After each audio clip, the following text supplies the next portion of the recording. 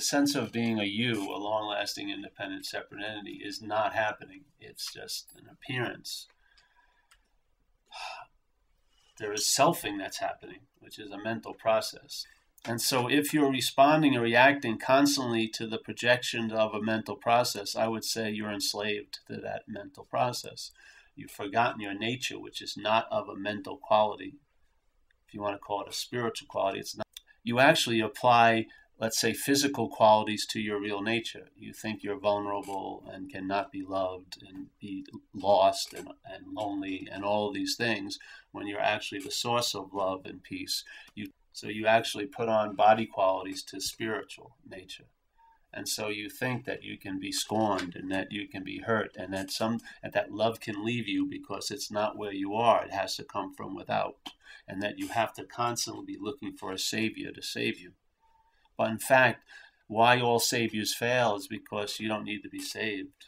That's what would really flip you out if you met, let's say, a live master like Buddha or something. You'd realize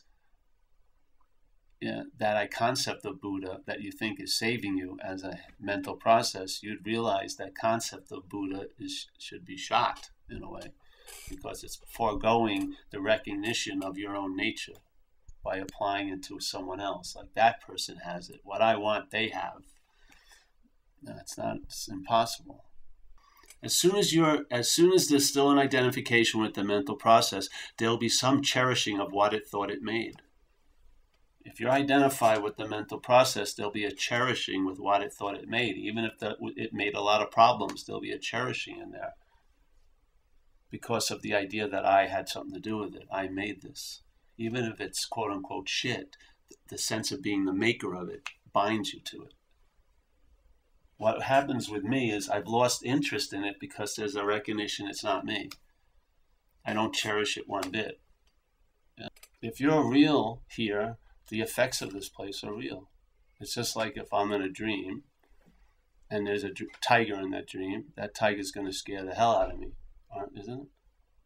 If I'm an object, if I'm a dreamt object, when I see that tiger, I'm going to be scared as hell. I'm going to ask for some kind of book of how to live with tigers or get along with them or not get eaten by them. And there's really only one solution to that, is to wake up. When you wake up out of the dream, there is no dream tiger, is there? Aren't you taken over by many desires and feelings a lot of times during the day? Don't you ever feel like you're possessed? Something possesses you, and then what happens is there's an acting out in you, and then you're left in what we call an emotional hangover.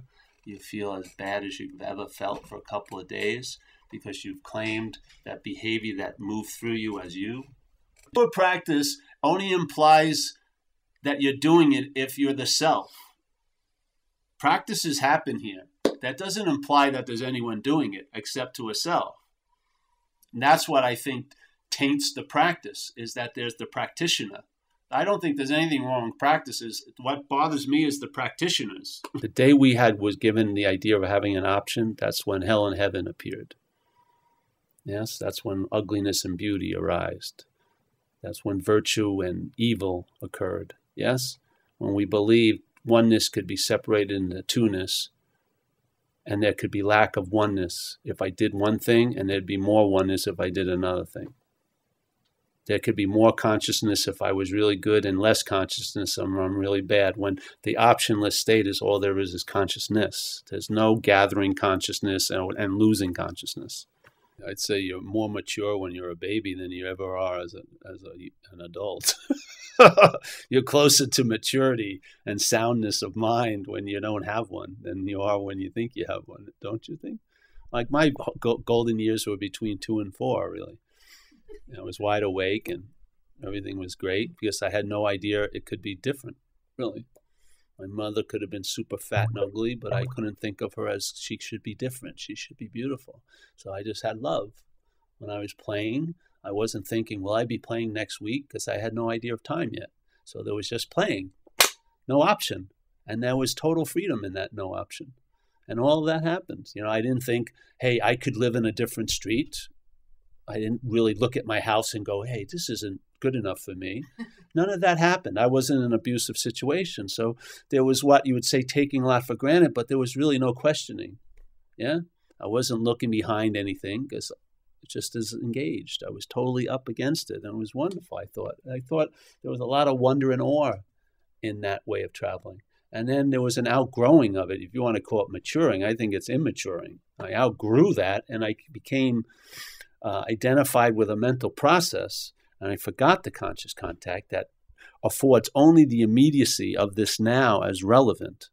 And I entered a freaking crazy realm of thoughts about me and a you and about how it should be and it shouldn't be and this should be different and I don't like this because you're not like that and all of this stuff. And all it did was compound confusion upon confusion upon confusion.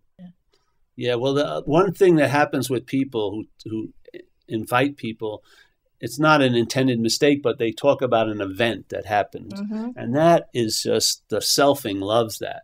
Yeah. As soon as it hears that there was an event, and it can sort of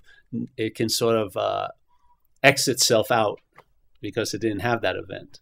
Right. So it verifies that they're not awake because they didn't have an awakening event. Right, right. Yeah. It's not intended, but the mind does that. I see it a lot with people. So yeah.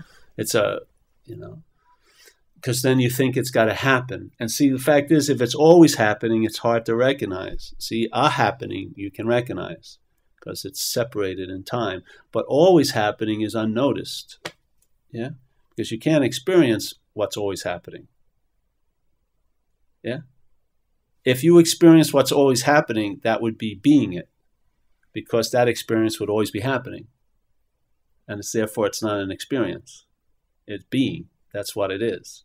So we want to have an experience of something that's always happening, but to have an experience of something that's always happening is being it. Freedom's a verb. It's not something you and I have. It's activated. You're either traveling free or not.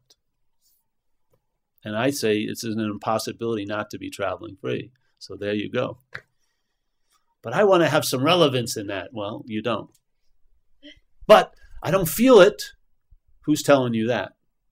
I don't sense it the way I think I would sense it if I was sensing it. Who's telling you that? Is the freedom telling you that you're not sensing the freedom? Or is it the head telling you? Why would you want that to be the arbiter of your experience or your reality of truth? The thing that is its absence. Why would I want the absence to tell me how I'm doing in the presence? I don't know how I'm doing. That's the beauty of it. I have no clue what's going on at all. Just gone. Bye-bye. I have no idea. I don't even know how I ended up in Chicago. Seriously.